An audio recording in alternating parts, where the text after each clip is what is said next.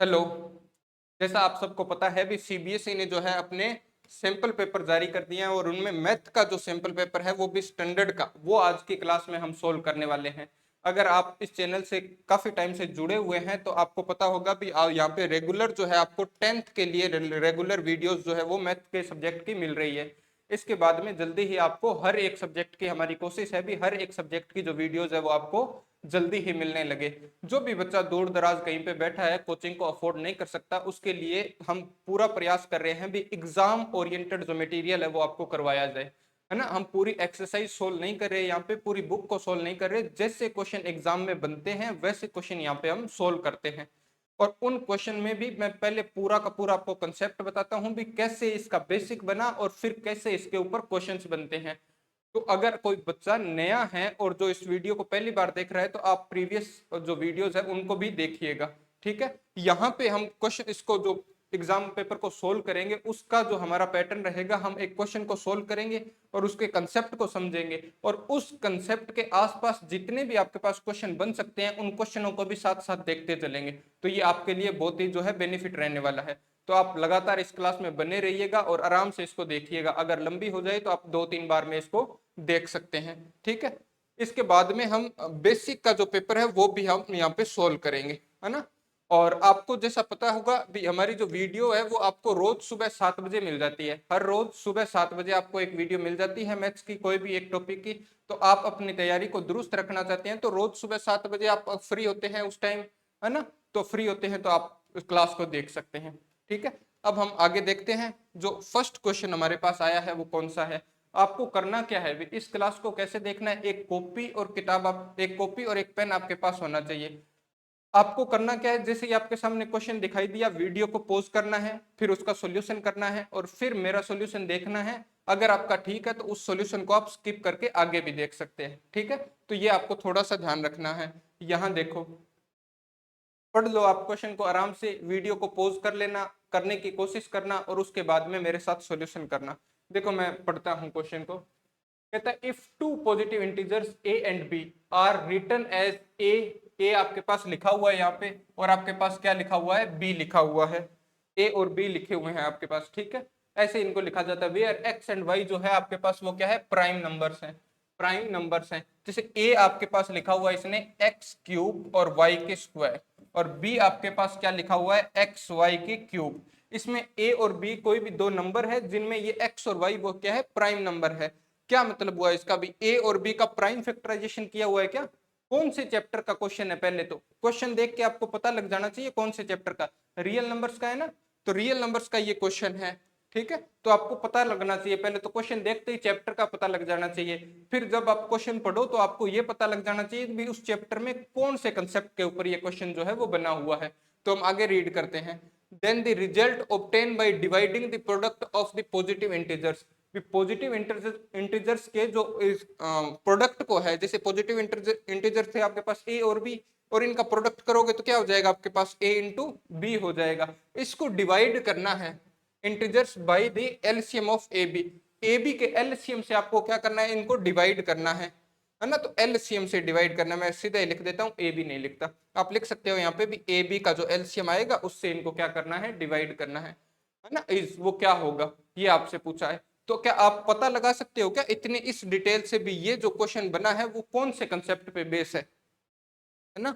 देखो आपने पढ़ा है ऐसा, आपने क्या पढ़ा है, आपने पढ़ा है भी कोई भी दो नंबर का अगर आप प्रोडक्ट करो तो वो इक्वल होता है। कोई भी दो नंबर का प्रोडक्ट वो इक्वल होता है किसके, उनके एलसीएम के और उनके एचसीएफ के प्रोडक्ट के। पढ़ा है कि नहीं पढ़ा, ये चीज पढ़ी है ना आपने। तो इस कंसेप्ट के ऊपर ये आपके पास क्वेश्चन आया है। अब देखो यहां से, अगर इस प्रोडक्ट के नंबर के प्रोडक्ट को आप एलसीएम से डिवाइड कर दोगे तो एलसीएम तो अपॉन में चला जाएगा, तो आंसर में आपके पास क्या आएगा, जो डिवाइड करने के बाद जो रिजल्ट आएगा वो आपके पास क्या होगा, क्या वो एचसीएफ होगा क्या इन्हीं नंबर का।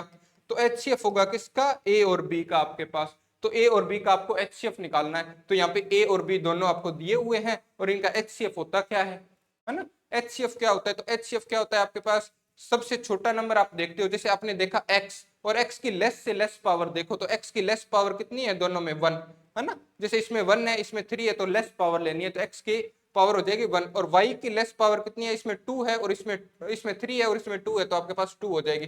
तो ये इनका HCF हो जाएगा, यानी XY² आप इसको लिख सकते हो। तो XY² कौन से ऑप्शन में है, ऑप्शन नंबर बी में, तो ऑप्शन नंबर बी आपका क्या हो जाएगा, यहाँ पे आंसर हो जाएगा।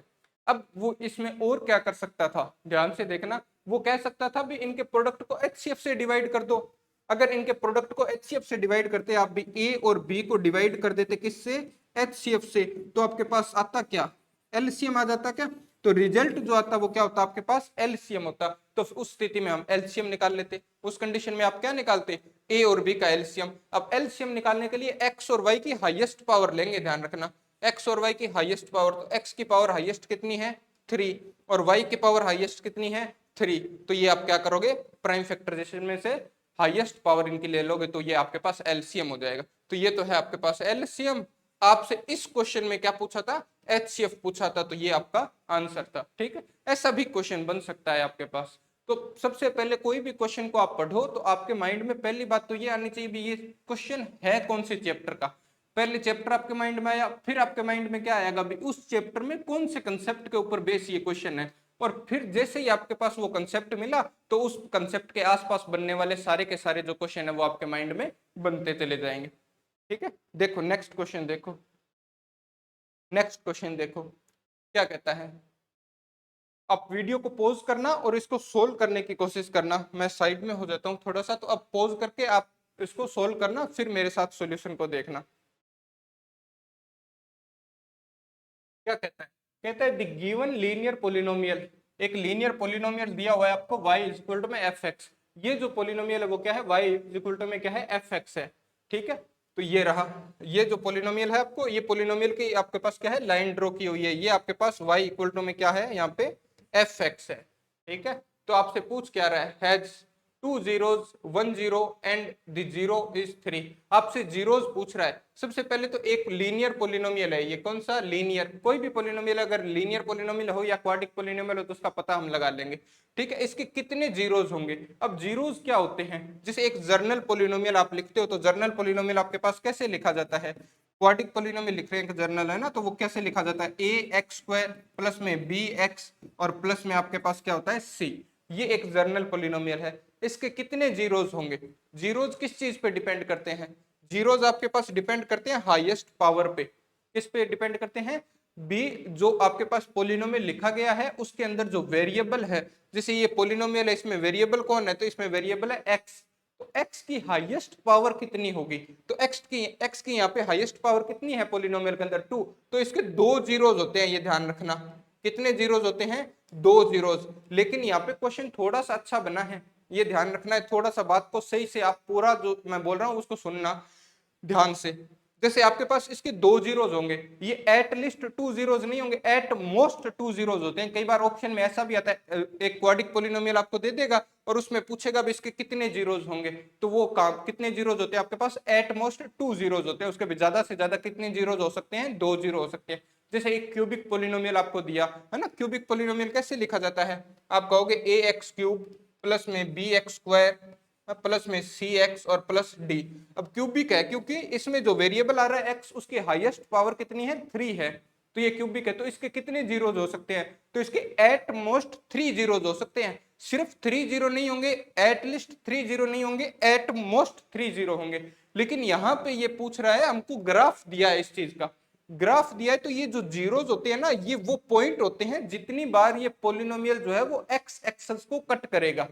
तो ये जो पोलिनोमियल है वो एक्स एक्सेस को कितनी बार कट कर रहा है, इस पॉइंट पे कट कर रहा है, कितनी बार, एक बार। तो एक बार कट कर रहा है, और वो भी पॉइंट कौन सा है आपके पास, 3,0। क्या पॉइंट पे कट कर रहा है, 3,0 पे कट कर रहा है। तो आपके पास इसके जो जीरोज होंगे वो कितने जीरोज होंगे, एक जीरो होगा, और वो जीरो कौन सा हो जाएगा, 3 हो जाएगा। भी जीरो आपके पास वो वैल्यू होती है जहां पर वो पूरा का पूरा पोलिनोमियल जीरो वैल्यू दे दे, है ना। जैसे आप इसके अंदर x की वैल्यू ऐसी पुट करो, भी x की ऐसी वैल्यू कोई पुट करो, भी ये पूरा का पूरा जो पोलिनोमियल है वो आपके पास कितना हो जाना चाहिए, जीरो हो जाना चाहिए। तो उसी को आप जीरोज बोलते हो, इस पोलिनोमियल के क्या होंगे, वो जीरोज होंगे। तो x की वैल्यू कुछ भी हो सकती है यहाँ पे, जो भी आपके पास वैल्यू हो। ठीक है, तो आप इसको थोड़ा सा माइंड में रखना भाई। तो यहाँ पे कितने जीरोज होंगे, इसके एक जीरो होगा क्योंकि एक्स एक्सेस को एक बार कट कर रहा है, और कौन होगा वो 1 0, तो वो 3 होगा, क्योंकि x की वैल्यू 3 पे ये कट कर रहा है। तो आपके पास ऑप्शन कौन सा हो जाएगा यहाँ पे, ऑप्शन नंबर बी यहाँ पे आपका सही आंसर हो जाएगा। इनसे कैसे क्वेश्चन बनते हैं, एट मोस्ट और एट लिस्ट वाला, वो भी आपको ध्यान में रखना है। वैसा क्वेश्चन आपके पास आया भी हुआ है पहले, और भी बन सकते हैं। ठीक है, तो नेक्स्ट क्वेश्चन पे हम चलते हैं। आपके सामने है नेक्स्ट क्वेश्चन, देखो और करने की कोशिश करो।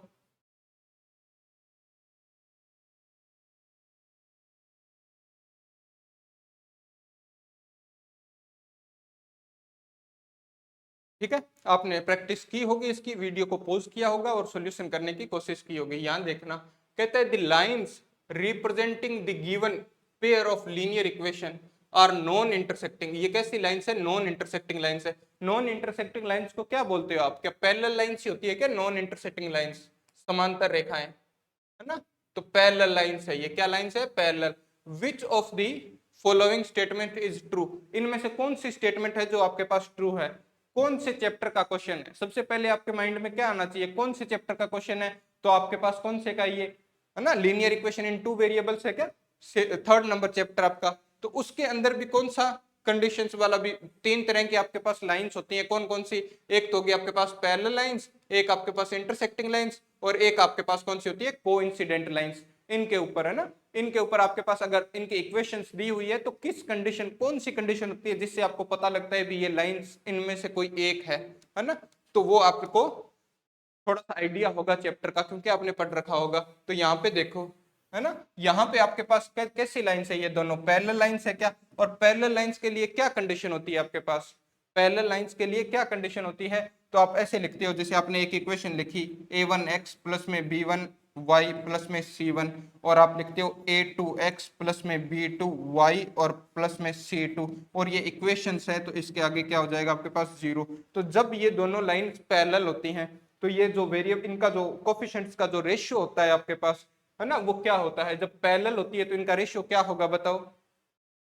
जब ये पैरेलल होंगे आपके पास, तो इनका रेशियो जो है वो क्या होगा, है ना। तीन तरह के रेशियोज होते हैं, देखो तीनों इक्वल कब होंगे, तीनों इक्वल कब होंगे, जब लाइन क्या हो आपके पास, कोइंसिडेंट। देखो यहाँ पे a1 a2 b1 a1 a2 के बराबर हो जाए, b1 b2 के बराबर हो जाए, और c1 c2 के इक्वल हो जाए। तो यहाँ पे जो लाइंस होंगी वो आपके पास कैसी लाइंस बन जाएंगी, तो वो कोइंसिडेंट लाइन बन जाएगी, कोइंसिडेंट लाइंस होंगी वो। ठीक है क्या, कोइंसिडेंट लाइन समझते हो ना, एक लाइन के ऊपर क्या होगी, दूसरी ओवरलैप करेगी दूसरी को।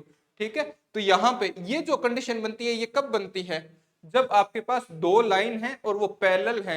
यहाँ पे देखो कोइंसिडेंट लाइन, ये जो कांस्टेंट वैल्यू होती है ना, ये इनके बीच की डिस्टेंस होती है एक तरह से। तो जब ये दोनों अलग अलग, बाकी तो क्या हो, पूरा का पूरा सेम हो, ये दोनों तो सेम है, लेकिन इन्हीं लाइनों को अगर आप एक दूसरे पे ओवरलैप करवाते, तो ये सी भी क्या हो जाता है आपके पास, इक्वल हो जाता है। तो यहाँ पे ये क्या है, सी इसमें अलग अलग होगा, और बाकी a1 a2 के इक्वल होगा, और b1 क्या होगा, b2 के इक्वल। यानी इनका जो रेशियो है वो क्या होगा आपके पास, सेम हो जाएगा, रेशियो क्या हो जाएगा आपके पास, इनका सेम हो जाएगा। तो ये कंडीशन आपके पास कब बनती है, जब आपके पास लाइंस कैसी हो, तो पैरेलल लाइंस हो, कैसी लाइंस हो, पैरेलल लाइंस हो आपके पास। तो इस क्वेश्चन में आपके पास कैसी लाइंस है, नॉन इंटरसेक्टिंग या पैरेलल लाइन बोलते हो, तो पैरेलल लाइंस के लिए ये कंडीशन हो जाएगी। तीसरी आपके पास आती है इंटरसेक्टिंग लाइंस। इंटरसेक्टिंग लाइंस के लिए कौन सी कंडीशन होगी, तो इंटरसेक्टिंग लाइंस के लिए ये कंडीशन आपके पास हो जाएगी। इसमें भी ये कंडीशन कब होगी, जब ये लास्ट वाला आप देखोगे ही नहीं, है ना। भी ये दो ही ऑप्शन दिए होते पहले, जब आपके पास पहले दोनों ही इंटरसेक्ट क्या है, ये इक्वल नहीं है, तो थर्ड को हम चेक ही नहीं करेंगे। समझ में आई क्या बात, जब पहले दोनों इक्वल नहीं है तो थर्ड को हम क्या नहीं करेंगे, चेक नहीं करेंगे। तो इस कंडीशन के लिए जो आपके पास लाइंस होती, वो आपके पास कैसी लाइन होती, इंटरसेक्टिंग लाइंस होती। तो ये आप थोड़ा सा इनको देख लेना भाई, ठीक है क्या। तो इंटरसेक्टिंग ये क्या होती है आपके पास, लाइन होती। तो ये क्वेश्चन ऐसे बन सकते हैं इसके साथ में। अभी आपको नॉन इंटरसेक्टिंग, कभी इसको जो का पैरेलल बोल देगा, कभी आपको पूछ लेगा इंटरसेक्टिंग लाइंस के लिए कंडीशन बताओ, तो ये थोड़ा सा आप ध्यान रखना, ठीक है। तो ये आपका था question number 3, option number B इसका सही आंसर था। ठीक है, आगे देखो क्वेश्चन नंबर 4 क्या कहता है, कौन से चैप्टर का क्वेश्चन है, और फिर आपके माइंड में आना चाहिए कौन से कंसेप्ट पे बेस है, उसके बाद में हम आगे की बात करेंगे।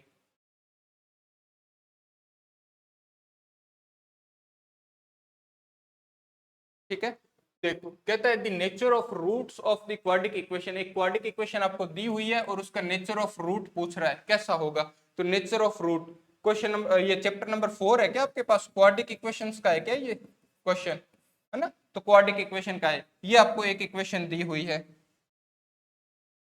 ठीक है। तो यहां देखो आपको नेचर ऑफ रूट पूछे तो आपको दो क्वेश्चन, जैसे आपके पास इसमें रूट्स भी पूछ सकता था, यहाँ पे सिर्फ नेचर ऑफ रूट पूछा है। तो नेचर ऑफ रूट निकालने के लिए आप क्या चीज का इस्तेमाल करते हो, है ना। आपके पास एक फॉर्मूला होता है श्रीधराचार्य फॉर्मूला या क्वाड्रिक फॉर्मूला जिसको आप बोलते हो। क्या फॉर्मूला होता है, माइनस बी प्लस माइनस, क्या डी लिखते हो क्या यहाँ पे, और अपॉन में आता है आपके पास 2a, ये x की वैल्यूज देता है ना। तो यहाँ पे ये जो d होता है, ये d जो है उसको क्या बोलते हैं हम, इस d को क्या बोलते हैं, डिस्क्रिमिनेंट।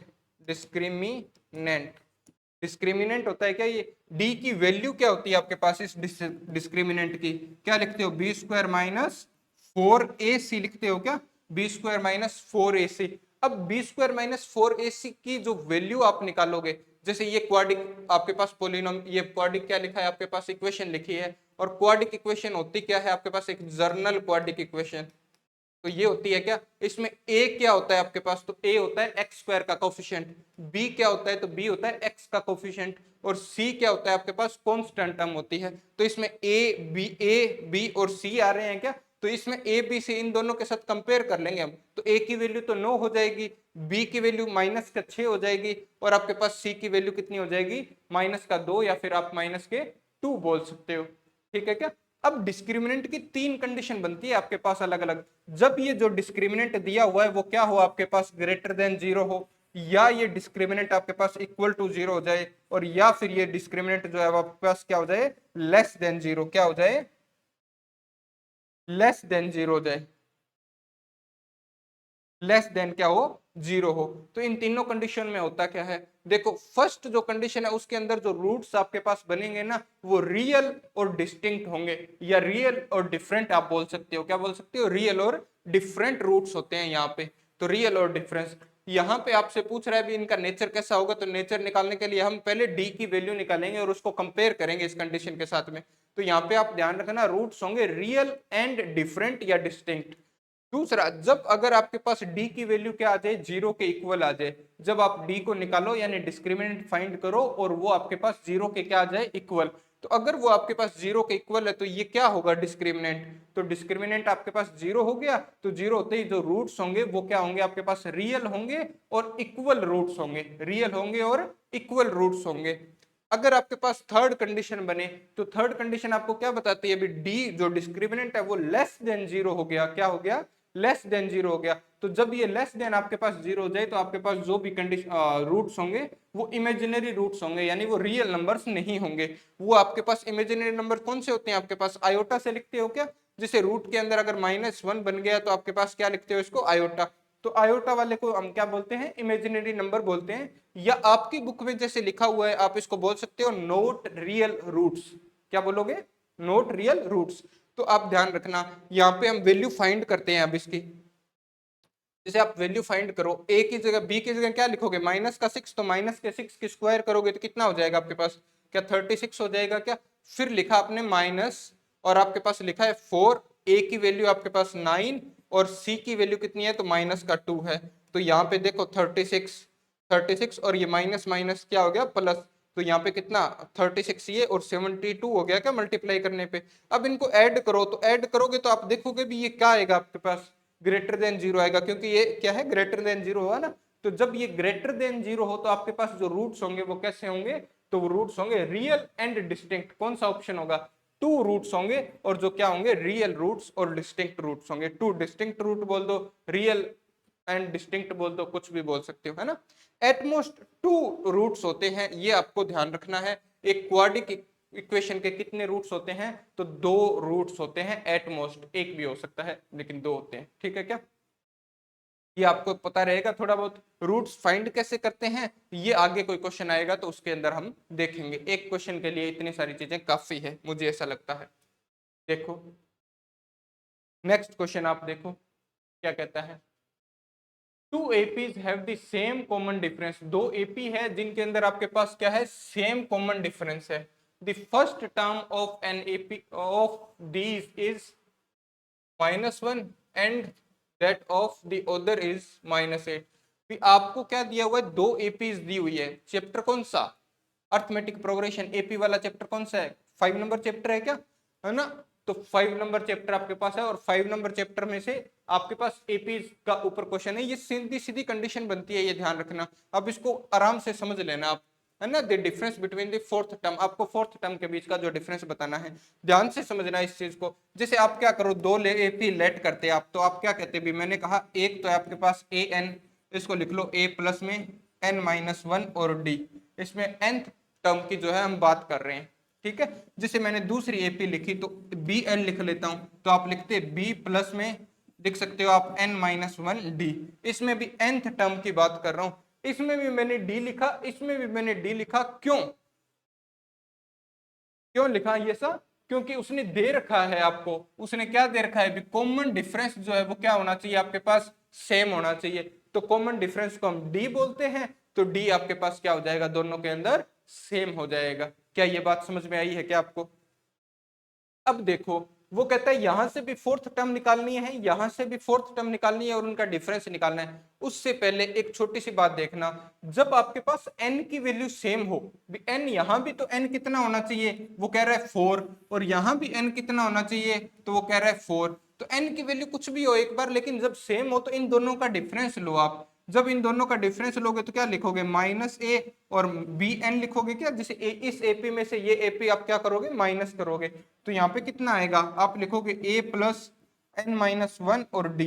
अब इसको सब्सट्रैक्ट कर रहे हो तो माइनस का साइन आएगा, तो b क्या हो जाएगा आपके पास, माइनस का, और ये टर्म भी क्या हो जाएगी आपके पास, माइनस की, तो n-1 और क्या हो जाएगा, d। समझ में आई क्या बात? अब इसको कट करो, जो कट होते हैं, जैसे आपने कट किया, देखो ये n-1d यहाँ पे तो पॉजिटिव और n-1d यहाँ पे क्या है, नेगेटिव, तो ये दोनों क्या हो जाएंगे आपके पास, कैंसिल आउट हो जाएंगे। तो आपके पास बनेगा क्या, a n माइनस में b n क्या बना, a, तो a और माइनस में क्या बन गया आपके पास, b, क्या ये बना क्या आपके पास? अब यहां से आपके पास एक रिजल्ट आ गया, ये एक रिजल्ट क्या आ गया भी, जब भी आपके पास कोई 2 एपीज की बात करे और उनका कॉमन डिफरेंस सेम हो, कॉमन डिफरेंस क्या हो आपके पास, सेम हो, और उनकी कोई भी टर्म का, जैसे यहाँ पे भी n की वैल्यू कुछ भी लिखते, यहाँ पे भी n की वैल्यू कुछ भी लिखते, इनका जो डिफरेंस होता है वो n पे डिपेंड ही नहीं करता, है ना। डिफरेंस में कहीं भी n थोड़ी आ रहा है ना, डिफरेंस इनका कॉमन डिफरेंस यानी डी पे आपके पास क्या करता है, डिपेंड करता है। जब आपके पास डी सेम हो, ध्यान रखना, डी सेम हो तभी ये ऐसा होता है। समझ में आए क्या बात? तो डी सेम होना चाहिए। किस पे डिपेंड कर रहा है, ये है क्या डिफरेंस इनका, क्या फर्स्ट टर्म का डिफरेंस है क्या सिर्फ, भी पहली एपी की फर्स्ट टर्म आपके पास क्या थी, तो ए थी, ऐसी दूसरी जो एपी मानी आपने सेकंड एपी, उसकी भी टर्म क्या थी आपके पास फर्स्ट, तो वो बी थी, तो ए माइनस बी यानी इनके डिफरेंस पे ही तो डिपेंड कर रहा है। अब वो कह रहा है फोर्थ टर्म का डिफरेंस आपको बताना है, तो n की वैल्यू 4 पुट कर देना, तो आपके पास क्या आंसर आ जाएगा, यहां निकाल देता हूं, तो एक a4 माइनस में b4 लिखोगे तो वो होगा क्या, क्या a माइनस बी होगा क्या? तो a आपके पास कितना है, फर्स्ट एपी की फर्स्ट टर्म तो -1 है, और b आपके पास कितना है, तो सेकंड एपी की फर्स्ट टर्म, तो वो कितनी आपके पास, -8। तो यहाँ पे माइनस कर दो, -8, तो कितना आएगा, -1 और +8 कितना होता है आपके पास, 7। तो आपके पास कितना आंसर आ जाएगा, यहाँ पे 7 आ जाएगा। कितना आंसर आएगा, 7। तो ये आपका क्या होगा, यहाँ पे आंसर हो जाएगा। ठीक है क्या? क्या ये बात समझ में आई है कि आपको? आगे बढ़ते हैं और देखते हैं नेक्स्ट क्वेश्चन। ठीक है, आसपास में कई चीजों की बात कर रहा हूं, और ये जो कंसेप्ट है ये आप ध्यान रखना, इसमें बड़ा और पूरा क्वेश्चन बन सकता है ऐसे, जैसे आपको क्या बोलेगा भी, प्रूव करो, है ना, ये प्रूव करना भी आ सकता है भी, प्रूव करो अगर 2 एपीज का आपके पास कॉमन डिफरेंस सेम है, तो उनकी कोई भी टर्म का आप डिफरेंस निकालो तो वो भी आपके पास क्या होगा, सेम होगा। तो ऐसा प्रूव करना भी आ सकता है, तो उसके अंदर ये काम को आपको काम आएगी चीजें। ठीक है, तो नेक्स्ट क्वेश्चन देखते हैं। देखो नेक्स्ट क्वेश्चन आपके सामने है, करने की कोशिश करो। क्या कहता है, what is the ratio in which the line segment joining 2, -3 और 5, 6 is dividing by x axis, dividing by x axis. कौन से चैप्टर का क्वेश्चन है ये? सबसे पहले तो माइंड में यही पर्सन बनना चाहिए क्वेश्चन देखते ही, कौन से चैप्टर का क्वेश्चन है, क्या कोऑर्डिनेट ज्योमेट्री का है क्या? तो कोऑर्डिनेट जियोमेट्री का ये क्वेश्चन है, ठीक है। तो कोऑर्डिनेट जियोमेट्री में भी आपसे रेशियो पूछा हुआ है, भी आपको क्या दे रखे हैं, दो पॉइंट दे रखे हैं जो एक लाइन को ज्वाइन कर रहे हैं। तो मैंने कहा ये एक लाइन है और इसके दो जो पॉइंट आपको दे रखे हैं वो कौन कौन से हैं, तो आप कहोगे एक तो है -2,3, एक तो है 2,-3 और एक पॉइंट है आपके पास कितना 5,6, ठीक है। इनको क्या कह रहा है, इज डिवाइडिंग एक्स एक्सिस, ये एक्स एक्सिस को डिवाइड कर रहे हैं। बस यहाँ पे ये बेसिक वाली जो चार लाइनें हैं वो आपको पता होनी चाहिए, है ना। एकदम छोटे छोटे क्वेश्चन बनते हैं, मैं जो भी बोल रहा हूँ उसको बहुत ही ध्यान से आपको सुनना है। अभी अगर आपका ध्यान कहीं और है तो पूरा ध्यान जो मैं बोल रहा हूँ उसके ऊपर होना चाहिए। जैसे आपके पास कोई भी लाइन है और वो एक्स एक्सिस को कट कर रही है, तो उसके पॉइंट, जैसे ये लाइन एक्स एक्सिस से क्रॉस हो रही है, एक्स एक्सिस को कट कर रही है, इस पॉइंट को मैं पी मानता हूं, तो यहाँ पे इस पॉइंट के कोऑर्डिनेट क्या होंगे, तो इस पॉइंट के कोऑर्डिनेट होंगे, अगर कोई लाइन एक्स एक्सिस को आपके पास कट करती है ना, तो वाई पे तो क्या होगी, जीरो होगी भी, उसके वाई की वैल्यू क्या होगी आपके पास, जीरो होगी। क्या ये समझ में आया क्या। अगर कोई लाइन आपके पास वाई एक्सिस पर कट करती, किस पर, वाई एक्सिस पे कट करते, तो वाई एक्सिस पे जब कट करते हैं तो इसके कोऑर्डिनेट होते हैं 0,y, वाई हम फाइंड कर लेते हैं। समझ में आई क्या बात। अब आपको इसके कोऑर्डिनेट निकालने हैं, तो कोऑर्डिनेट निकालने के लिए देखो आपको इसका रेशियो फाइंड करना है। कोऑर्डिनेट तो मिल ही गई, आपको रेशियो फाइंड करना है। तो रेशियो फाइंड करने के लिए आपको मैं, जैसे इसके ऊपर मैंने अभी वीडियो बनाई नहीं है, लेकिन मैं जल्दी ही इसके ऊपर कोऑर्डिनेट जियोमेट्री पे आपके लिए वीडियोस बनाएंगे, तो उसके अंदर भी मैंने बताया है। और कोऑर्डिनेट जियोमेट्री की आपको मिल भी जाएगी शायद कोई वीडियो बनाई हुई, तो आप उसमें देख भी सकते हैं। मैंने आपको कई बार बताया है भी, आपके पास जब भी आपको रेशियो फाइंड करना हो ना, तो इस रेशियो को जो लेट करोगे, आप जो रेशियो लेट करोगे वो कितना लेट करोगे, लैम्डा रेशियो 1 लेट करोगे। तो 1 को तो आप किधर मल्टीप्लाई करते हो, 2 के साथ। अब ये ध्यान रखना, यहाँ पे जब आप यहाँ से x की वैल्यू निकालोगे तो आप क्या कहोगे, x और 1 को किससे मल्टीप्लाई करोगे, 2 से, और लैम्डा को किससे करोगे, तो आप कहोगे लैम्डा को 5 से कर दो, और यहाँ पे लिखते हैं लैम्डा प्लस 1। अब इसका कोई भी फायदा नहीं है, आपके पास रेशियो नहीं आएगा, क्योंकि आपके पास x की भी वैल्यू नहीं है और आपके पास लैम्डा की भी वैल्यू नहीं है। दो चीजों की आपके पास वैल्यू नहीं है, तो आप कैसे इसको फाइंड कर पाओगे। तो हम इसका इस्तेमाल नहीं करेंगे। यहां जब भी आपको ऐसा दिया हो ना, एक्स एक्सिस पे कट कर रहा है या आपके पास वाई एक्सिस पे कट कर रहा है, तो जिस एक्सिस पे कट कर रहा है तो दूसरा कोऑर्डिनेट का एक्स कितना हो जाएगा, जीरो, दूसरा कोऑर्डिनेट कितना हो जाएगा, जीरो। अब अगर दूसरा कोऑर्डिनेट जीरो है तो हम इसको यहीं से निकालेंगे, तो इसका वाई का कोऑर्डिनेट निकालो आप, तो वाई का कोऑर्डिनेट तो है जीरो, तो लैम्डा को किससे मल्टीप्लाई किया, -6 से, तो 6 प्लस के 6 से, तो 6 लैम्डा हो गया, और 1 को किससे मल्टीप्लाई किया, -3 से, तो ये -3 हो गया, अपॉन में आता है लैम्डा प्लस 1, इधर इनको मल्टीप्लाई किया तो जीरो के साथ मल्टीप्लाई करोगे तो जीरो, और 6 लैम्डा और माइनस में कितना हो गया 3, इस 3 को इधर ले आओ, तो 3 इक्वल टू में कितना आ जाएगा आपके पास 6 लैम्डा। तो यहाँ से लैम्डा की वैल्यू कितनी आएगी, तो लैम्डा की वैल्यू निकालोगे तो लैम्डा इक्वल टू में क्या 3/6, या आप बोल सकते हो 1/2। तो लैम्डा की वैल्यू अगर आपके पास 1/2 आ गई, तो रेशियो क्या लेट किया था आपने, रेशियो क्या था, क्या लैम्डा रेशियो 1 था क्या, तो लैम्डा की जगह आप 1/2 पुट कर दो, लैम्डा की जगह कितना पुट कर दोगे 1/2, और इधर 1 है। अब कभी भी रेशियो फ्रैक्शन में नहीं होता, तो इस 2 को इधर मल्टीप्लाई कर देना, तो 1 रेशियो क्या हो जाएगा आपके पास 2 आ जाएगा, 1 रेशियो क्या आएगा 2 आपके पास यहाँ पे आ जाएगा। तो ये आपका आंसर हो जाएगा, ठीक है क्या, तो 1/2 ये आपका यहाँ पे क्या होगा, आंसर होगा, ठीक है। तो इसको थोड़ा सा ध्यान में रखना है आपको। और ऐसे जब भी ये 3-4 तरीके से क्वेश्चन बनते हैं, मैं कभी डिस्कस करूंगा इसमें पूरा का पूरा ऐसे जो क्वेश्चन है। तो इसमें होता क्या है, जब आपको रेशियो फाइंड करना है तो हम लैम्डा रेशियो 1 मानेंगे। जब कभी आपको रेशियो दिया हो तो कोऑर्डिनेट फाइंड करने हैं, तो उसको हम किस तरीके से करेंगे, जब आपको दो कोऑर्डिनेट दिए हैं, ये भी दिया है, मान लो ये भी दिया है, और इसमें कोई पॉइंट नहीं दिया हुआ, एक एक एक कोऑर्डिनेट आपको नहीं दिया हुआ, तो आप उसको कैसे फाइंड करेंगे, ठीक है क्या। तो ये हम इस पे बात करेंगे, ठीक है। तो अब आगे बढ़ते हैं और चलते हैं हमारे नेक्स्ट क्वेश्चन पे। देखो कहता है a point x, y is a distance of 5 units from the origin.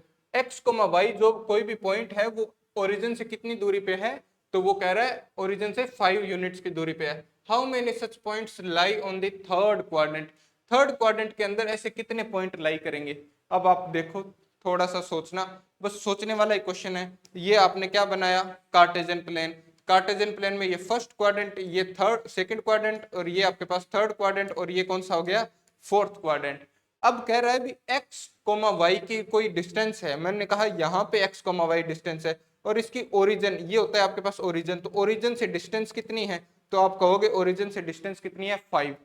अब आपके पास ऐसे कितने पॉइंट हो सकते हैं थर्ड क्वाड्रेंट के अंदर जिनकी डिस्टेंस जो है वो ओरिजिन से 5 यूनिट हो, तो कितने हो सकते हैं, देखो यहाँ पे ये पॉइंट हो सकता था, ये हो सकता था, ऐसे आप कोई भी पॉइंट बनाते जाओ, है ना।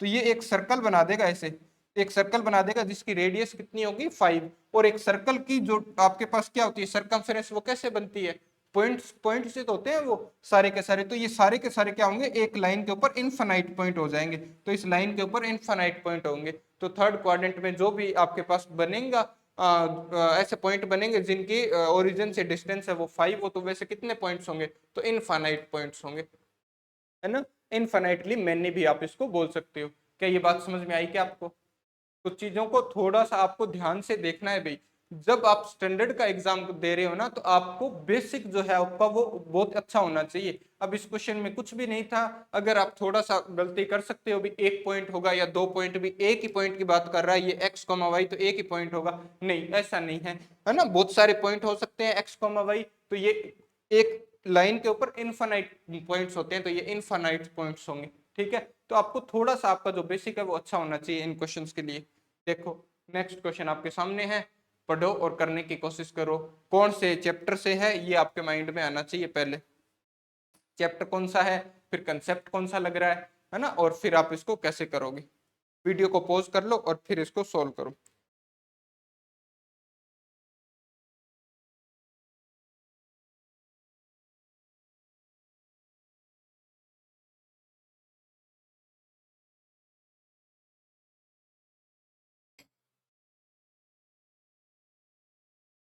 ठीक है, आपने सोल्व किया होगा।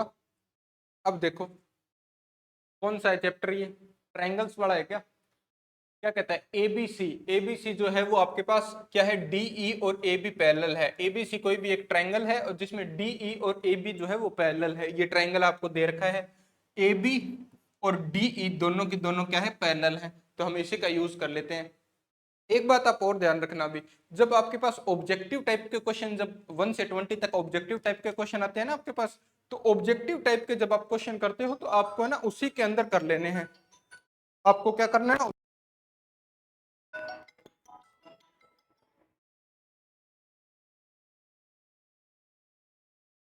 ठीक है, ऑब्जेक्टिव टाइप के जो क्वेश्चन है आपके पास, आपको उन्हें उसी पेपर पे ही सोल्व कर लेना है, उसको अलग से डायग्राम वगैरह बनाने की जरूरत नहीं है, क्योंकि वही क्वेश्चन है जो आपका टाइम बचाएंगे, और वही क्वेश्चन है अगर आप थोड़े से उनको सही तरीके से नहीं पढ़ोगे, नहीं करोगे, तो सबसे ज्यादा नंबर कटवाएंगे, ठीक है ना। तो इन क्वेश्चन के ऊपर पूरा ध्यान देना है, टाइम भी आपके ये क्वेश्चन बचाते हैं और नंबर भी आपके यही क्वेश्चन कटवाते हैं भी ज्यादा से ज्यादा, ठीक है।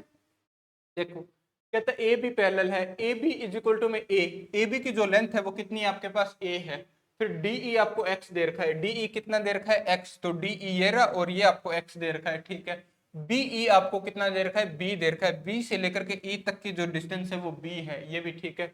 फिर सीई आपको कितना दे रखा है, ई सी या सीई आपको कितना दे रखा है, तो वो सी दे रखा है आपको, ये भी ठीक है। the x expressed in the terms of abc, आपको पूछा है भी x की वैल्यू बताओ इन टर्म्स ऑफ abc।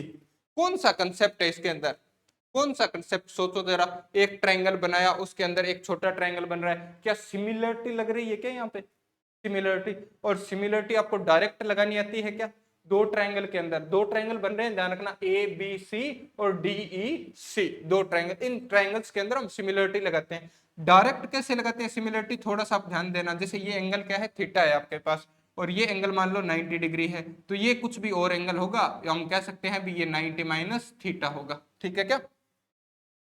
जैसे देखो इस थीटा के सामने मैं दोनों ट्रायंगल की बात कर रहा हूं, मैं ट्रायंगल कौन कौन से की, ए बी सी जो है वो आपके पास सिमिलर होगा किसके, triangle D E, D E और सी के आप बोलोगे, है ना, दोनों सिमिलर होंगे ये। जब ये दोनों सिमिलर है तो यहाँ पे देखो इस थीटा के सामने छोटे वाले ट्रायंगल की साइड कौन सी है, तो एक्स है ना, तो इस थीटा के सामने बड़े वाले ट्रायंगल की साइड कौन सी है, ऐसे मैं डायरेक्ट लगा देता हूँ सिमिलरिटीज में, जैसे थीटा के सामने छोटे वाले ट्रायंगल की साइड हो गई एक्स, और इसके थीटा के सामने बड़े वाले ट्रायंगल की साइड अपोन में लिख देंगे कितनी है ए, ठीक है। तो यहां से देखो दूसरा हाइपोटेन्यूज का तो आपके पास काम ही नहीं है, तो 90 के सामने वाले एंगल हम देखेंगे ही नहीं, हम देखेंगे ये एंगल। अब जैसे ये आपके पास 90 माइनस थीटा बनता है तो ये भी 90 माइनस थीटा बनेगा, है ना, 90 माइनस, क्योंकि दोनों लाइनें पैरेलल हैं और ये एक ही लाइन इंटरसेक्टिंग लाइन जो ट्रांसवर्सल लाइन आप बोलते हैं उससे बन रहे हैं एंगल। तो यहाँ पे इस 90 माइनस, पहले छोटे वाले का देखा था तो पहले छोटे वाले का, तो इसमें क्या है आपके पास C, और यहाँ पे इस एंगल के सामने जो साइड कितनी है तो वो यहाँ से B से लेकर के C तक, तो इसको क्या लिखोगे, क्या B प्लस C लिखोगे क्या आप, है ना, BC यहाँ पे आएगी BC, तो BC कितना हो जाएगा आपके पास B प्लस C हो जाएगा। तो यहाँ पे देखो, है ना, मैं फिर से लिख देता हूँ x अपॉन ए और इक्वल टू में क्या आएगा यहाँ पे c, और अपॉन में क्या आ जाएगा b प्लस सी। अब आपको x की वैल्यू चाहिए, तो x की वैल्यू चाहिए तो a को इधर मल्टीप्लाई कर दो, तो x कितना आ जाएगा आपके पास, a को c से मल्टीप्लाई किया तो a c अपॉन में क्या बन गया, क्या b प्लस सी बन गया क्या, तो ये आपके पास x आ गया, है ना। आप डायरेक्ट इस सिमिलरिटी को लिख सकते थे। कॉम्पिटिटिव लेवल के बच्चे जो तैयारी करते हैं ना, वो ऐसे क्वेश्चंस को क्वेश्चन के अंदर ही सॉल्व कर देते हैं, वो इतनी सारी चीज आपको लिखनी भी नहीं पड़ती इसके अंदर। अगर आप थोड़ा सा इसको सही से देखते तो इतनी सारी चीज नहीं लिखनी पड़ती और आप क्या कर लेते, इसको जल्दी से सॉल्व कर लेते। ठीक है क्या, ठीक है, आगे बढ़े, तो आगे बढ़ते हैं। ठीक है, ये सिमिलरिटी के ऊपर क्वेश्चन था, तो आप थोड़ा सा इसको आइडिया रखना सिमिलरिटी का। नेक्स्ट क्वेश्चन देखो, सर्कल्स का है क्या ये क्वेश्चन, तो हर एक चैप्टर से आपके पास एक एक नंबर के क्वेश्चन तो आएंगे ही आएंगे, एवरेज पड़ती है ना, किसी किसी चैप्टर से 2 भी आ सकते हैं, 3 भी आ सकते हैं। कोऑर्डिनेट जियोमेट्री से जैसे ज्यादा आए थे आपके पास 2-3 क्वेश्चन आपके पास बन गए थे ना, पोलिनोमियल से बन जाएंगे, है ना, पोलिनोमियल के क्वेश्चन, क्वाड्रिक इक्वेशन के क्वेश्चन वो अच्छे बन जाते हैं। तो देखना आप क्या है आपके पास, आप इसको पॉज करना, सोल्व करना और फिर सॉल्यूशन को देखना। कहता है if O is the center of the circle and chord PQ makes an angle 50 degree with tangent PR। ये टेंजेंट आपके पास PR, ये R है, और ये आपके पास क्या है P, और ये है आपके पास सेंटर O, और ये है आपके पास कोड, कोड कितनी है बस QR, कोड कितनी है QR, PR sorry PR, PQ code है, इसके साथ जो एंगल बना रही है कोड, और जो टेंजेंट के साथ में जो एंगल बन रहा है वो कितना है आपके पास, तो 50 डिग्री का है। ठीक है, आगे क्या कहता है, पॉइंट ऑफ कांटेक्ट, इसको पॉइंट ऑफ कांटेक्ट बोलते हैं, ध्यान रखना इस पी को, जहां पे आपके पास टेंजेंट और रेडियस मीट करती है सर्कल के ऊपर, जिस पॉइंट पर टेंजेंट और जो आपके पास रेडियस है वो मीट करती है, उसको हम क्या बोलेंगे, पॉइंट ऑफ कांटेक्ट बोलेंगे। तो ये पॉइंट ऑफ कांटेक्ट है P. Then the angle subtended by the कोड एट द सेंटर इज, तो सेंटर के ऊपर जो कोड के द्वारा एंगल बनाया जा रहा है वो कितना होगा, है ना। तो यहाँ पे पूछ रहा है भी सेंटर के ऊपर जो कोड एंगल बना रही है वो कितना होगा, यानी ये जो एंगल बना रही है ना कोड, ये एंगल आपसे पूछ रहा है सेंटर के ऊपर बनना चाहिए और कोड से बनना चाहिए, तो ये रही आपके पास पी क्यू कोड, और कोड ये सेंटर पे ये एंगल बना रही है, यानी आपसे क्या पूछा गया है, एंगल पूछा गया है पी ओ क्यू। कौन सा एंगल आपसे पूछा है, पी ओ क्यू एंगल पूछा है। देखो कैसे निकालोगे, एक छोटी सी कंडीशन आपको पता होगी, है ना, जैसे आपके पास एक टेंजेंट आपने ड्रॉ की, एक रेडियस ड्रॉ करते हो, तो टेंजेंट और रेडियस पर जो पॉइंट ऑफ कांटेक्ट के ऊपर एंगल बनता है वो कितना डिग्री का होता है, right angle triangle, right angle होता है, राइट एंगल यानी 90 डिग्री का होता है। ठीक है क्या, तो ये एंगल, ये तो हो गई आपके पास क्या रेडियस, और ये आपके पास क्या हो गई टेंजेंट, तो ये जो पूरा एंगल बनेगा वो कितने डिग्री का होगा, यहाँ पे ये जो एंगल बना ना आपके पास, ये पूरा एंगल क्या 90 डिग्री का होगा क्या। अब ये अगर 90 डिग्री का है, सिर्फ इतने की बात करो तो ये 50 डिग्री है, तो ये जो बच गया एंगल वो क्या 40 डिग्री होगा क्या आपके पास, कितने डिग्री हो जाएगा 40 डिग्री। क्वेश्चन के अंदर ही सोल्व करेंगे, थ्योरी नहीं लिखनी है इसकी, है ना, तो थोड़ा सा वैसे कर रहे हैं हम। अब ये 40 डिग्री अगर आपके पास है तो यहाँ देखना भाई, ये भी आपके पास क्या है रेडियस, और ये भी आपके पास क्या है रेडियस, तो रेडियस जब दो रेडियस इक्वल है, ये दोनों के दोनों साइड एक ट्रायंगल की इक्वल है, तो इनके सामने बनने वाले एंगल भी इक्वल होंगे कि नहीं होंगे। अगर ये एंगल 40 डिग्री का बनता है तो ये एंगल भी कितने डिग्री का बनेगा, तो 40 डिग्री का बनेगा कि नहीं बनेगा भाई, एंगल कितने का बनेगा, ये भी 40 डिग्री का बनेगा। अब एक ट्रायंगल आपके पास बन गया, है ना, एक ट्रायंगल बन गया। ट्रायंगल क्या है, ये P है, ये O है और ये Q है आपके पास, ये भी आपके पास 40 है, ये भी आपके पास 40 है, क्योंकि ये दोनों रेडियस है सर्कल के।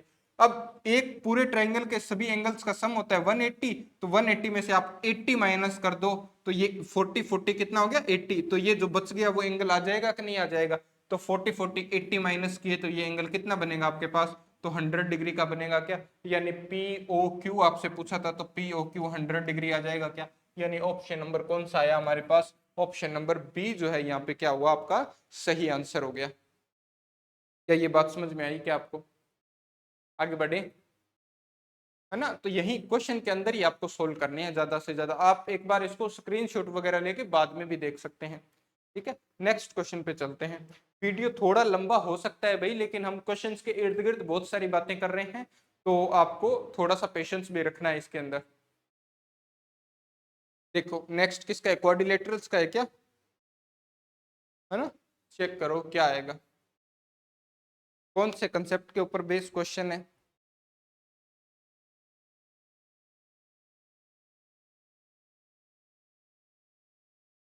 कहते हैं एक quadrilateral P Q R S is drawn to a circumscribe a circle, है ना। एक क्वाड्रिलेटरल है पी क्यू आर एस आपके पास, ये पी क्यू आर एस एक क्वाड्रिलेटरल दिया हुआ है, इसके अंदर एक सर्कमस्क्राइब किया है आपके पास, क्या किया है, circle.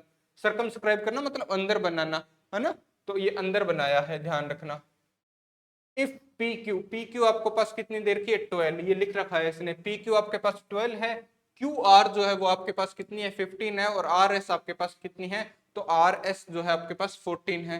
Then find the length of the S P, तो एस पी की आपको क्या बतानी है, लेंथ बतानी है। तो बहुत ही सिंपल सा और एक ही लाइन का कंसेप्ट इसके अंदर लगता है जो हमें ध्यान में रखना है, और वो कंसेप्ट क्या है, अब ये पूरा का पूरा प्रूफ भी आता है आपके पास, ये ध्यान रखना भी ये होता क्यों है, ऐसा प्रूफ भी आ जाता है। तो ऐसा हम पूरे क्वेश्चन के अंदर कहीं पे हम करेंगे, जब भी आपके पास ऐसा अच्छा क्वेश्चन आएगा तो उसके अंदर मैं बताऊंगा। ये ऑब्जेक्टिव है तो आप कंडीशन था पता रखना, कंडीशन क्या होती है आपके पास, कंडीशन होती है भी अपोजिट साइड्स का सम, ये जो क्वाड्रिलेटरल के अपोजिट साइड है ना, तो इनका अगर आप सम जो है वो इक्वल होता है, तो यहाँ पे क्या करो क्यू आर और प्लस में क्या कर दोगे आप आर एस।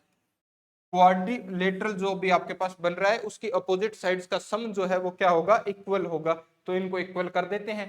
पी क्यू कितना है आपके पास, तो पी क्यू कितना है 12, फिर लिखा है आपने एस आर, तो एस आर आपके पास कितना है 14, और फिर आपने क्या लिखा क्यू आर, तो क्यू आर आपके पास है 15, और आपको फाइंड क्या करना है, आर एस फाइंड करना है, तो आर एस तो इधर ही रहेगा, ये आपके पास कितना हो गया 26, और 26 में से 15 माइनस कर दो, तो 26 में से 15 माइनस कर दोगे ना, इधर ले आओगे इसको, तो आर एस आपके पास कितना आ जाएगा, तो आप कहोगे आर एस हमारे पास कितना आ जाएगा 11 आ जाएगा, तो 11 यहाँ पे हमारा क्या होगा, आंसर हो जाएगा। क्या बात समझ में आई क्या, इस कंसेप्ट को माइंड में रखना, ये प्रूव करना आता है तो इसको थोड़ा सा और भी ध्यान रखना। अभी सीधी सीधी स्टेटमेंट है तो हम स्टेटमेंट के हिसाब से हमने इसको देख लिया। नेक्स्ट क्वेश्चन देखो आपके सामने, नेक्स्ट क्वेश्चन आ गया है ना, ट्रिग्नोमेट्री। ट्रिग्नोमेट्री सबसे आसान, सबसे अच्छा और बच्चों को सबसे मुश्किल लगने वाला चैप्टर जो है वो कौन सा है, ट्रिग्नोमेट्री। लेकिन बहुत ही अच्छा चैप्टर है, अगर आपको समझ में आने लग जाए तो आपको मजा आने लगता है इसमें। देखो क्या कहता है, थोड़ा सा देखना, रेशियोज याद हैं क्या आपको, कौन कौन से रेशियो होते हैं, है ना। पॉज करके वीडियो को आप सॉल्व कर लेना पहले, और फिर मेरे साथ सॉल्यूशन देखना। देखो क्या होता है आपके पास, साइन, कोस, टेन, कोट, सेक और कोसेक होते हैं क्या, इनके रेशियोज क्या होते हैं। जैसे आपके पास साइन क्या होता है, तो साइन होता है आपके पास परपेंडिकुलर अपॉन हाइपोटेनियस, ये एक राइट एंगल ट्रायंगल होता है ना, पूरा का पूरा एक ही राइट एंगल ट्रायंगल के अंदर लगती है सारी चीजें।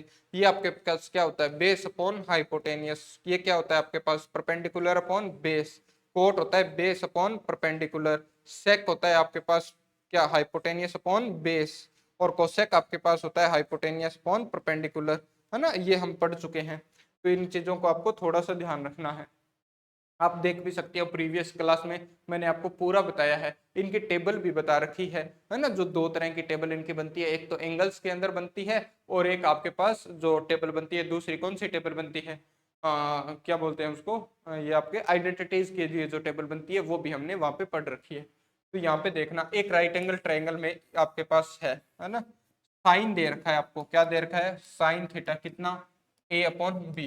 अब थीटा ये एंगल आप थीटा पुट कर लो, तो थीटा ये है, तो थीटा के जस्ट सामने हमेशा क्या होता है, परपेंडिकुलर, तो यहाँ पे इसका रेशियो होता है perpendicular upon base, perpendicular upon hypotenuse. तो परपेंडिकुलर तो कितना है, ए है, और हाइपोटेनियस कितना है आपके पास, बी है। है ना। तो यहाँ से पाइथागोरस लगाओगे तो यहाँ पे ये कितनी आ जाएगी, तो क्या बी स्क्वायर माइनस ए स्क्वायर आ जाएगी क्या।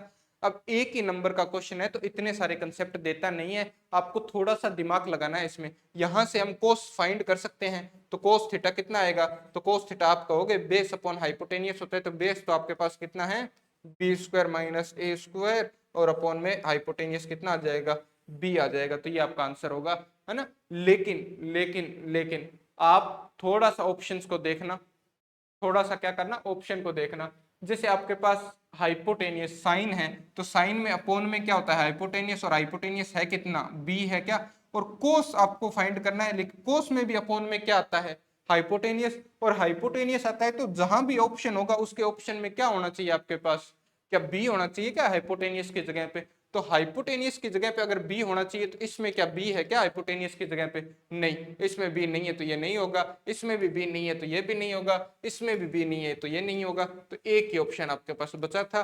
तो आप डायरेक्ट थोड़ा सा सोचकर इस क्वेश्चन को कर सकते थे, थोड़ा सा सोचते और ये क्वेश्चन क्या है आपके पास सोल्व हो जाता। क्या मेरी बात समझ में आई क्या भाई, आपको अगर रेशियोज थोड़े बहुत पता है तो आप इसको सोल्व कर सकते थे। देखो नेक्स्ट क्वेश्चन आपके सामने है और आप इसको सोल्व करो, है ना? इसी का है, इस पे 2-3 क्वेश्चन बनते हैं आपके पास, ध्यान रखना एक एक नंबर के, क्योंकि इसमें कंसेप्ट अलग अलग है ना। हाइट एंड डिस्टेंस इसमें आ जाता है, और आपके पास रेशियोज वाला आ जाता है, और फिर आइडेंटिटी वाला भी आ जाता है, तो उसके अंदर अच्छे क्वेश्चन बन जाते हैं।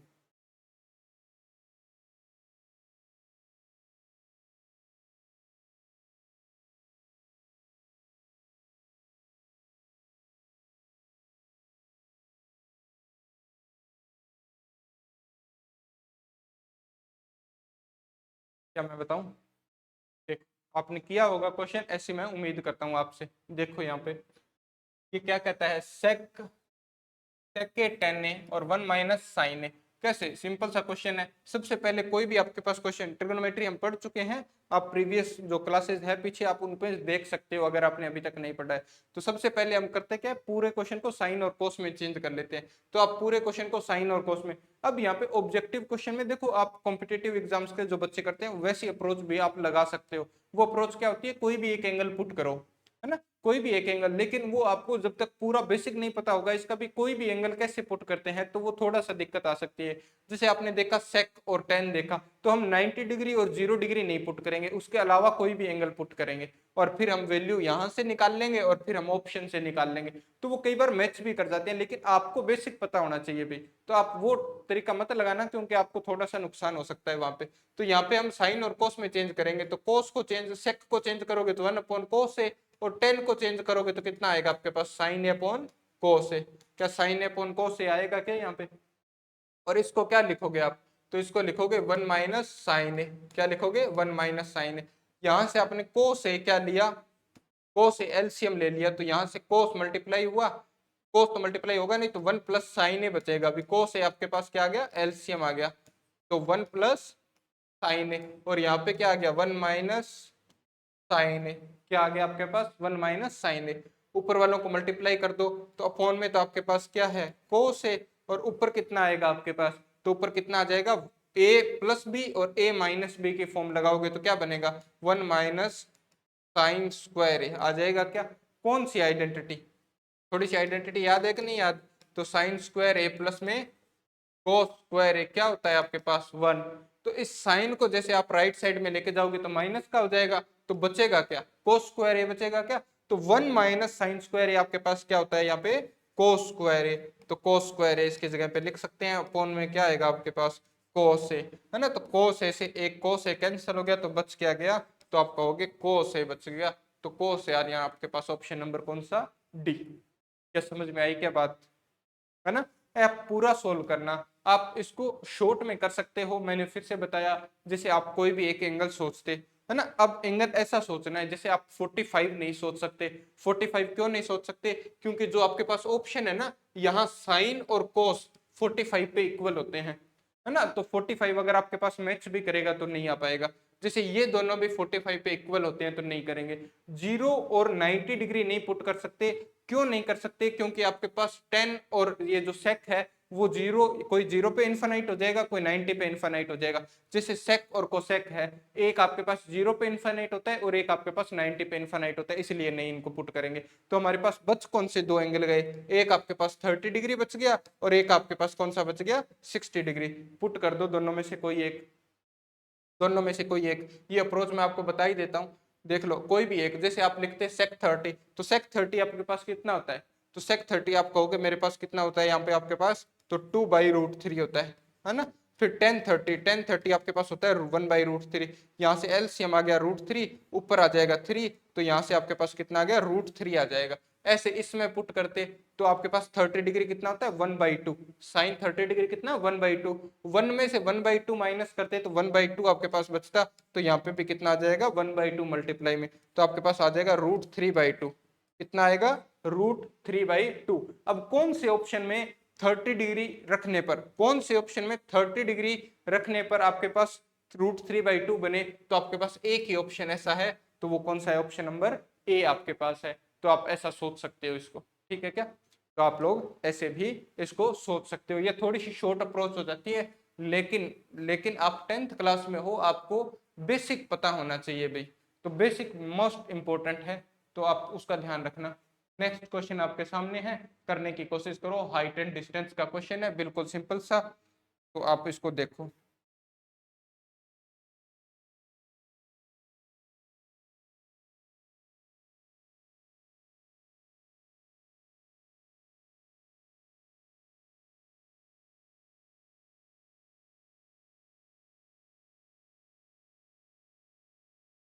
पॉज करके वीडियो को आपने सोल्व कर लिया होगा, ऐसी मैं आपसे उम्मीद करता हूँ। अब आप थोड़ा सा, हाइट एंड डिस्टेंस इसी का पार्ट है ना, आपके ट्रिग्नोमेट्री का ही पार्ट है, तो आप थोड़ा सा इस चीज को समझना, पहले समझना फिर हम क्वेश्चन पे चलेंगे।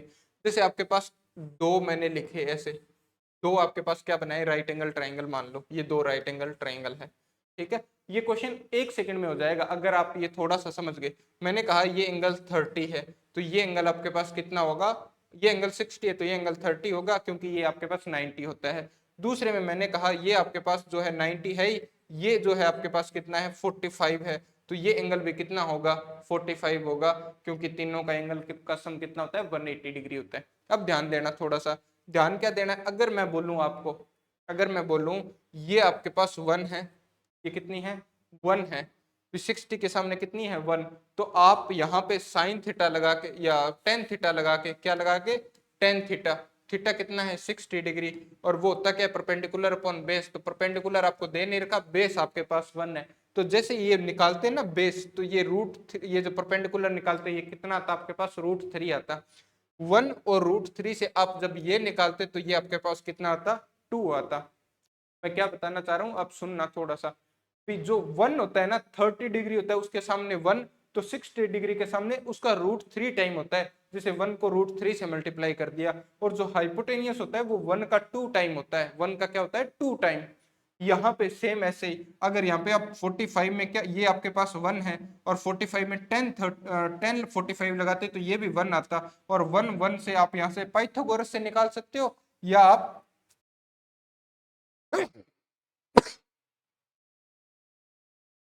सॉरी, यहाँ देखो, तो आप 1 और 1 से ये कितना हो जाएगा, आपके पास कितना हो जाएगा, √2, कितना हो जाएगा, ये √2 हो जाएगा।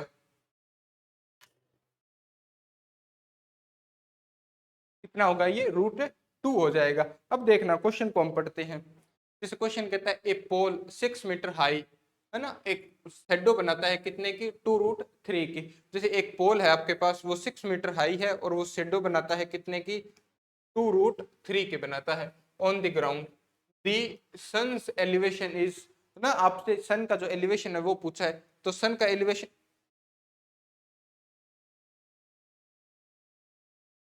सन का जो एलिवेशन होगा वो कौन सा होगा, ये एंगल बनेगा क्या यहाँ पे।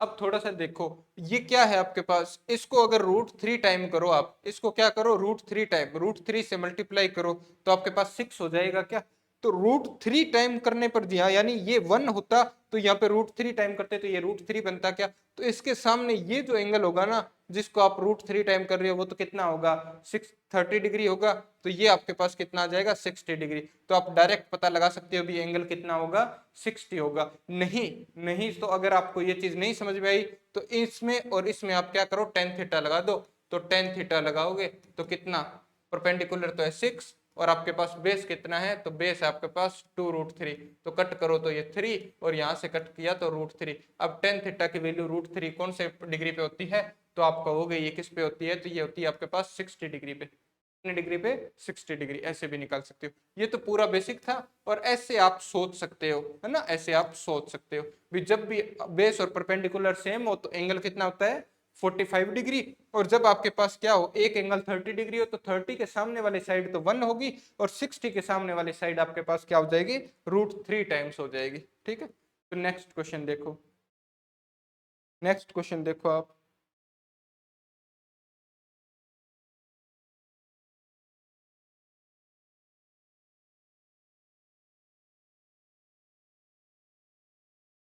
मेंसुरेशन का क्वेश्चन है और आपने पढ़ लिया होगा, सोल्व किया होगा वीडियो को पॉज करके, है ना। वीडियो आपके लिए लंबी हो सकती है, अभी आप पॉज करके करोगे तो लंबी हो सकती है ना। वैसे भी इसका टाइम ज़्यादा हो जाएगा, 55 मिनट हमें हो चुके हैं और मुझे लगता है इस क्लास में अगर हम 20 क्वेश्चन करेंगे जो ऑब्जेक्टिव टाइप के सिर्फ है तो उसमें भी आपका तकरीबन ये 1.5 आवर की तो चली जाएगी। तो देखना ध्यान से, कहता है if the perimeter and the area of the circles numerically equal भी एरिया, पैरामीटर आपके पास क्या दे रखा है, पैरामीटर दे रखा है सर्कल का और सर्कल का एरिया क्या होता है पैरामीटर, तो पैरामीटर आपको पता है कितना होता है 2πr, कितना होता है आपके पास 2πr, इक्वल है किसके, एरिया ऑफ, एरिया क्या होता है πr², ये दोनों इक्वल हैं।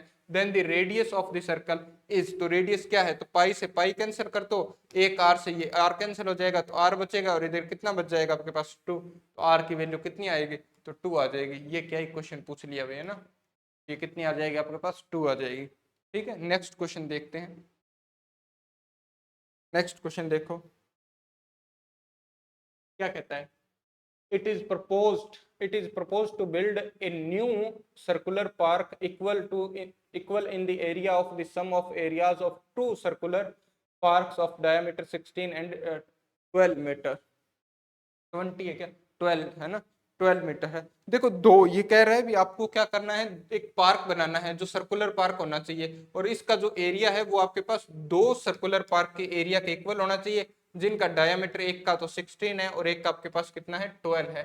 The radius of the new diameter, इसकी आपसे क्या पूछिए, रेडियस पूछिए। ठीक है क्या, आसान सा क्वेश्चन है। यहाँ पे रेडियस कितनी आएगी आपके पास 8 और यहाँ पे रेडियस कितनी आएगी आपके पास 6, ये दोनों की रेडियस आ जाएगी क्या, अगर आपके पास 8 और 6 इनकी रेडियस है तो आप इसको फाइंड करो, यहां से इसको क्या फाइंड करोगे, तो फाइंड क्या करोगे आप इसमें भी, इसका जो एरिया है इसका एरिया तो पाई और r² लिख लेता हूं इसको, इस दोनों के एरिया के इक्वल होगा, तो एरिया होता है πr², तो r कितना है आपके पास 8, तो 8 की स्क्वायर करोगे तो 64, ऐसे ही पाई और इसमें 6 के स्क्वायर की तो आपके पास कितना हो गया 36, तो ऐड कर दो तो ये आ जाएगा πr², तो यहाँ से दोनों को ऐड किया तो 100 पाई आ जाएगा क्या, तो पाई से पाई कैंसिल करोगे तो r² इक्वल टू में 100 है आपके पास, तो r की वैल्यू कितनी आएगी, तो r की वैल्यू आप कह दोगे क्या 10 आएगी, जो रेडियस होगी वो कितनी आएगी 10, क्योंकि स्क्वायर आपके पास क्या है 100, तो 100 का रूट कितना होता है, दोनों तरफ रूट करेंगे तो 100 का रूट कितना होता है आपके पास 10 होता है, तो ये 10 आ जाएगी। ठीक है, नेक्स्ट क्वेश्चन देखो, प्रोबेबिलिटी का क्वेश्चन है आपके पास, है ना, प्रोबेबिलिटी का क्वेश्चन और आसान सा सिंपल सा क्वेश्चन।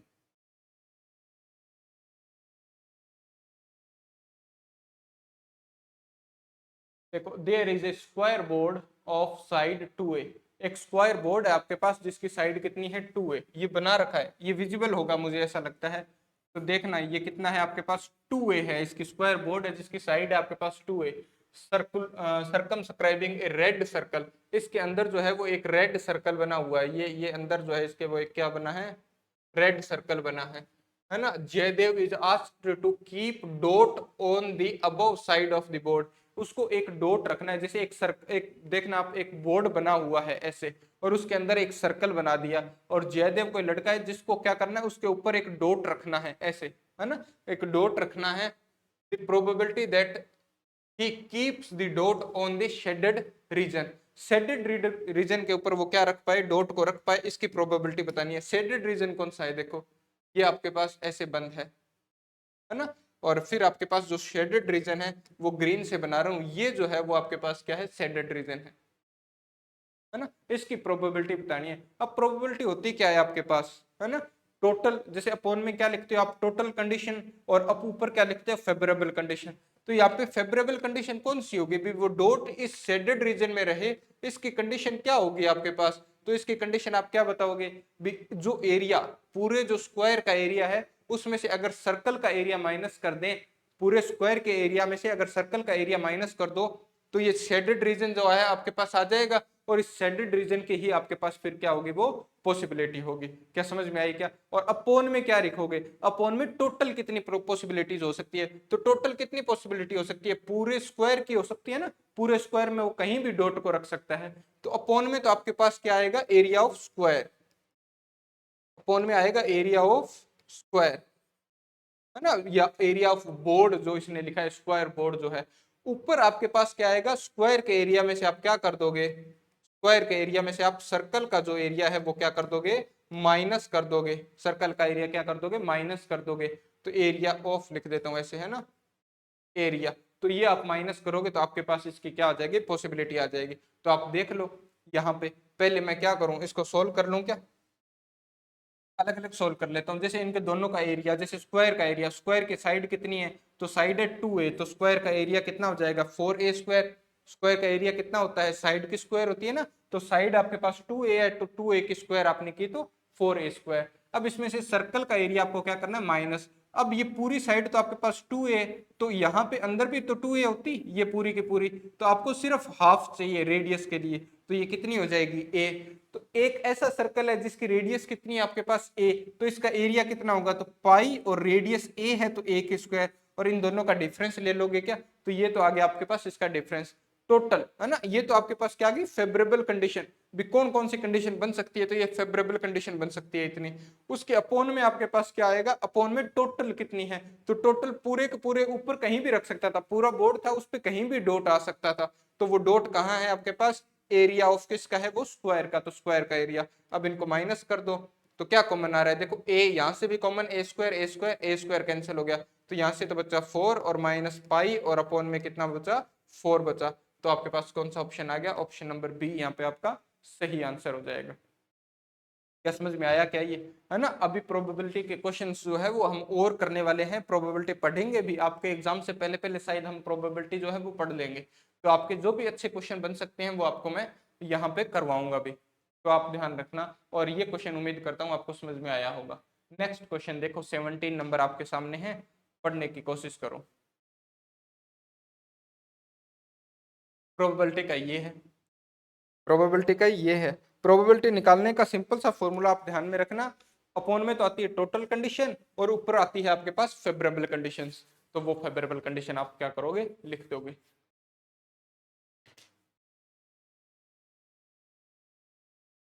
ना वीडियो को पॉज करके आपने कोशिश कर ली, और अब मेरे साथ देखो,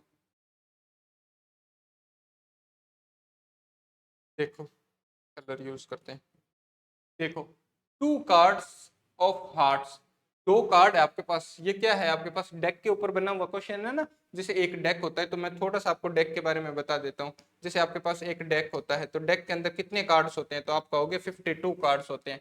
ये 52 कार्ड्स कितने टाइप से बटते हैं, तो 2 टाइप से, है ना। एक तो आपके पास क्या होते हैं, रेड कलर के कार्ड होते हैं, और एक आपके पास क्या होते हैं, ब्लैक कलर के कार्ड होते हैं। और ये मतलब इंडिया के अंदर हम बात कर रहे हैं, अलग अलग कंट्री में अलग अलग कलर हो सकते हैं इनके। तो रेड कलर के कितने होते हैं, तो फिर आपके पास रेड कलर के होते हैं 26, और आपके पास ब्लैक कलर के भी कितने होते हैं, तो ब्लैक कलर के भी कितने होते हैं, हमारे पास 26 होते हैं।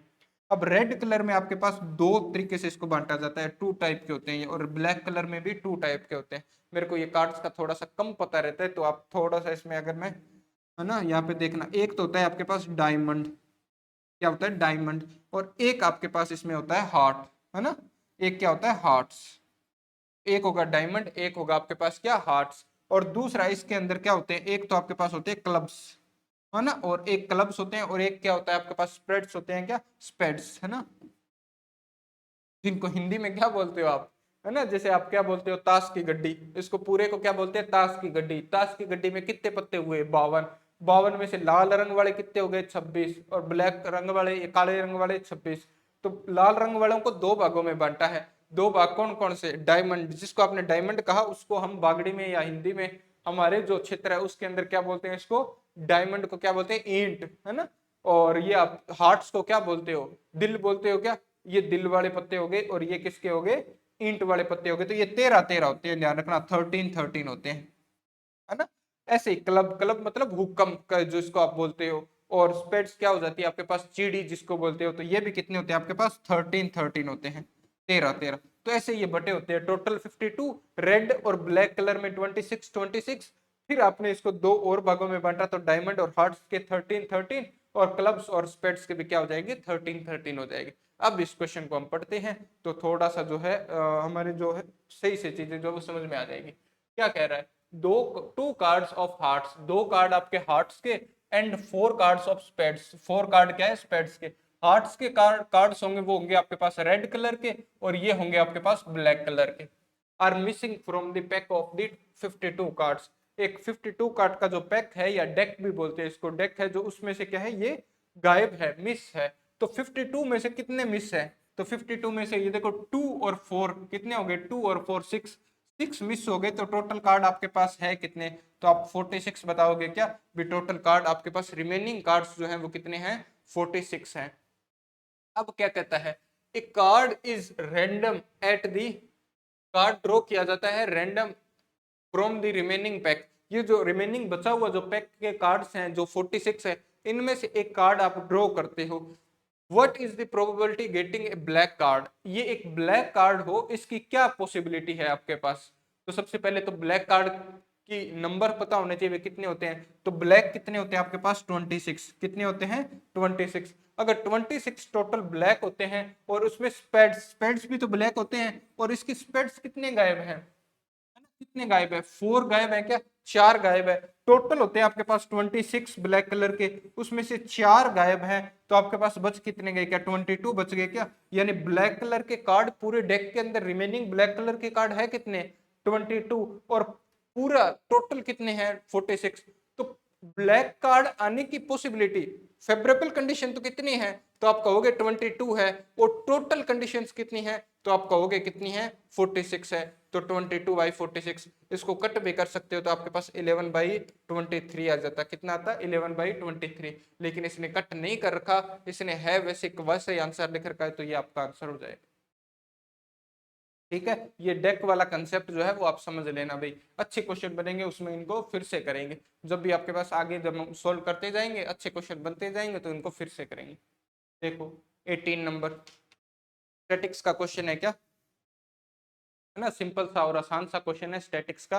तो देखो इसको कहते हैं the upper limit of the model class, model class की जो है आपको अपर लिमिट बतानी है of the given distribution, given distribution के अंदर। वीडियो को पॉज करके आप एक ट्राई मार लो और फिर हम देखते हैं।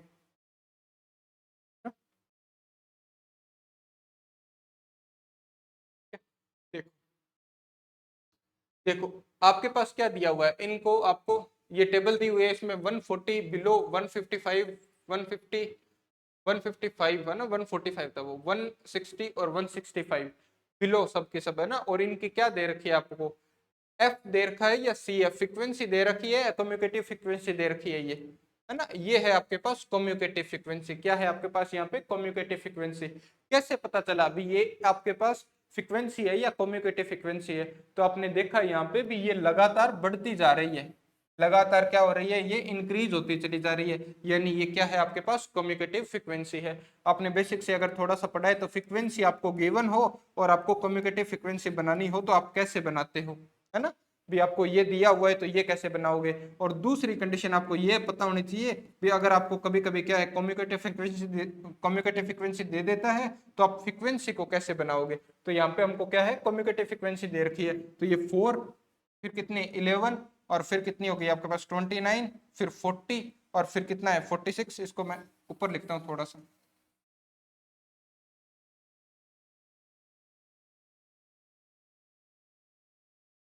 देखना यहाँ से लिखते हैं। कम्युनिकेटिव फ्रीक्वेंसी कितनी देर की आपको, तो फर्स्ट है आपके पास 4, फिर 11, फिर 29, फिर कितना है 40, है ना, फिर कितना है 46।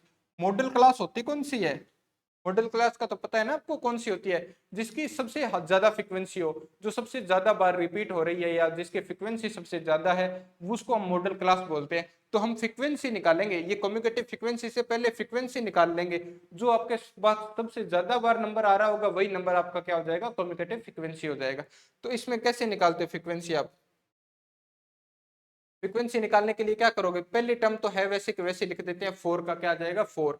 अब 11 में से 4 माइनस करना है, 11 में से 4 माइनस करना है तो यहाँ पे कितना आ जाएगा 6।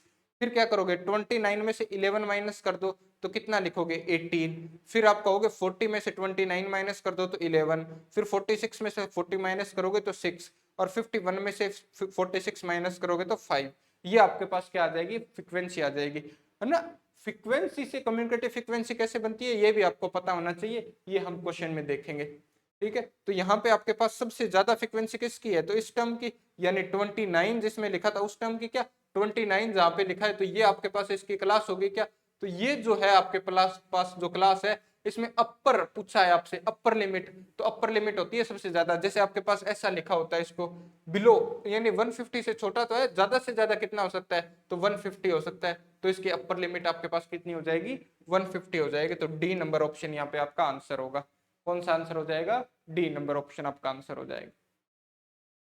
देखो नेक्स्ट देखो, अरेशन एंड रीजन वाले क्वेश्चन आपके पास आ गए हैं, बहुत ही आसान से होते हैं, और अगर आपका बेसिक थोड़ा सा भी क्लियर नहीं है तो ये क्वेश्चन गलत हो जाते हैं, है ना। आप एक बार वीडियो को पॉज करके आराम से पहले क्वेश्चन पढ़ लो, फिर हम क्वेश्चन करना शुरू करते हैं।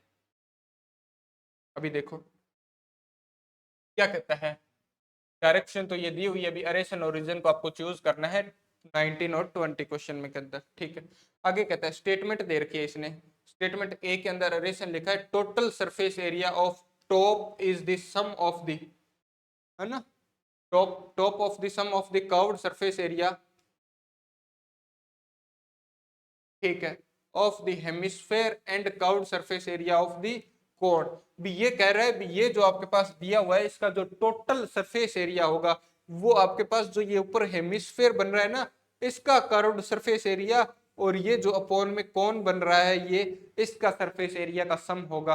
तो हाँ सही है ये, यस, है ना। भी सरफेस एरिया का सम ही तो करोगे ना आप, आपको सरफेस एरिया चाहिए, सरफेस होती क्या है, जो आपके पास पूरी पूरी जिसपे आप हाथ आप टच कर सको, तो वो क्या है आपके पास, हेमिस्फेयर का तो ऊपर वाला हिस्सा हो गया, है ना, और यहाँ पे क्या हो गया आपके पास कोण का हिस्सा। जैसे इसका फॉर्मूला क्या होता है निकालने का, हेमिस्फेयर का तो 2 पाई r² होता है क्या, और इसको निकालने का फॉर्मूला आपके पास क्या होता है, πr/l।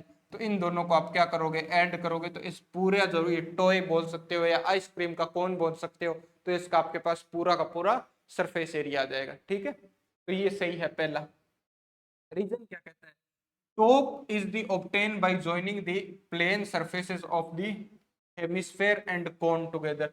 टॉप जो है वो ऑब्टेन करेगा किससे, top is obtain by joining the plane surface.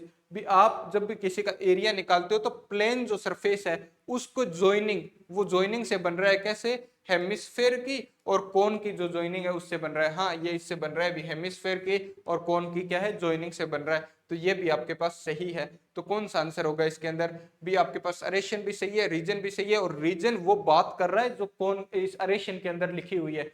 कोन का एक का सरफेस एरिया निकालना है तो आप क्या करोगे, हेमिस्फेयर का सरफेस एरिया निकालोगे, और आप क्या निकालोगे इसके अंदर, कोन का सरफेस एरिया निकालोगे। और इसमें यही लिखा है भी, आप ऑब्टेन करने के लिए आपको दोनों को ज्वाइन करना पड़ेगा और उनका सरफेस एरिया निकालना पड़ेगा।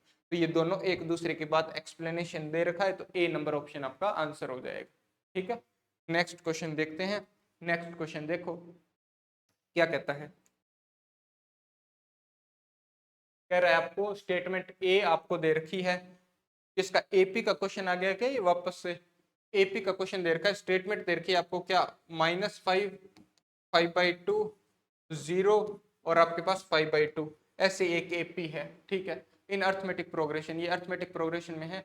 द टर्म्स, ये क्या, ये अर्थमेटिक प्रोग्रेशन में है, तो चेक कर लो ना इनका डिफरेंस कितना आना चाहिए आपके पास, डिफरेंस इक्वल होना चाहिए, तो -5/2, -5/2 में से माइनस करोगे -5 को तो ये प्लस हो जाएगा और आपके पास -5/2 आएगा। फिर 5 में से 5 का हाफ माइनस किया तो हाफ बच गया ना 5 का। यहां से भी निकालो तो यहाँ में 0 में से क्या करोगे, माइनस करोगे -5/2, तो अभी आपके पास कितना आ रहा है, ये प्लस का 5/2 आ रहा है, तो ये भी ठीक है। और ऐसा यहाँ से भी आ जाएगा प्लस का 5/2, तो ये एक एपी बन रही है क्योंकि इनका जो कॉमन डिफरेंस है वो क्या है, आपके पास सेम है ना, कॉमन डिफरेंस सेम है, तो ये तो आपके पास सही हो गई। रीजन क्या कहता है, the terms of an arithmetic progression can not have both positive and negative rational numbers. Positive और नेगेटिव रैशनल नंबर क्या नहीं हो सकते एक एपी के अंदर। देखो ये एक एपी थी, इसमें ये नेगेटिव है, ये भी नेगेटिव है, ये पॉजिटिव है और ये भी क्या है आपके पास पॉजिटिव। तो एक अर्थमेटिक के अंदर जो प्रोग्रेशन है, अर्थमेटिक प्रोग्रेशन है, उसके अंदर आपके पास क्या होता है, जो टर्म्स जो है, जो टर्म्स है वो क्या है, रेशनल नंबर हो सकती है और वो नेगेटिव और पॉजिटिव बोथ हो सकती है, भी पॉजिटिव भी हो सकती है और आपके पास नेगेटिव भी हो सकती है। आपके सामने एग्जांपल भी है ये रहा, है ना।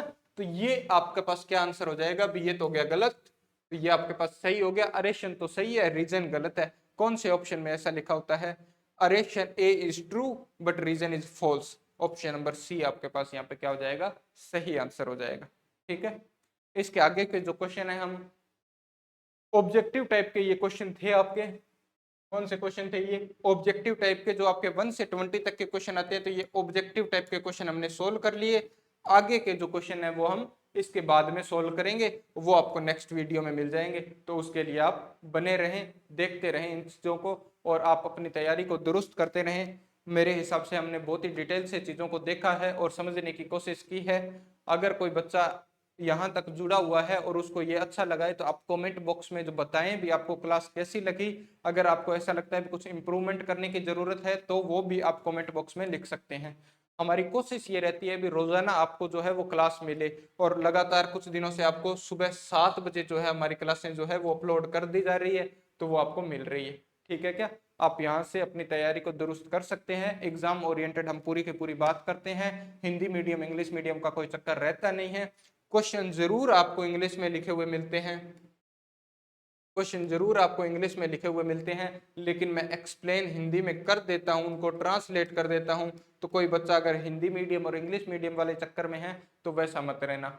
ये हम जो कर रहे हैं सैंपल पेपर, वो आपके पास सीबीएसई का जो स्टैंडर्ड का एग्जाम होता है उसका स्टैंडर्ड पेपर है। इसके बाद में हम बेसिक का भी सोल्व करेंगे, उसके बाद में हम आरबीएससी के भी क्वेश्चन पेपर भी सोल्व करेंगे और सीबीएसई वाले 12th के पेपर भी हम सोल्व करेंगे। तो आपका कोई भाई बंधु जो 12th में है या आरबीएससी से पढ़ रहा है तो आप उनके साथ भी इन वीडियोस को शेयर कर सकते हो। अगर आपका मन हो तो आप लाइक और कमेंट और शेयर सब्सक्राइब जो भी आप करते हो वो सारे काम कर सकते हो। ओके, आज के क्लास में इतना ही। Thank you.